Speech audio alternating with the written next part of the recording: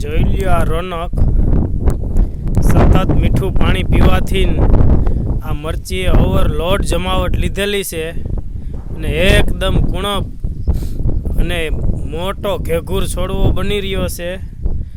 તો એગરાવાળા ખાસ આમાં ધ્યાન કેન્દ્રિત કરે અને આ રોનક જેમ બને એમ વહેલી તકે કંટ્રોલ કરે કે જેથી કરીને પાછો ફાલ લાગી જાય.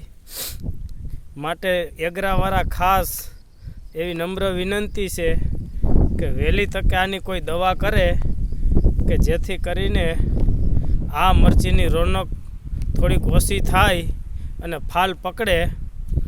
તો વરાપ થાય ત્યારે ખાસ ધ્યાન દેજો કે આ મરચીને કઈ રીતે આપણે અટકાવવી, કલ્ટર મારવી કે બીજી કોઈ લિહોસીન મારવી કે જેથી કરીને આ ઓવરલોડ જે આ રોનક એની આવી છે એ રોનક વિખાઈ જાય અને ફાલ જેમ બને વહેલી તકે પકડે.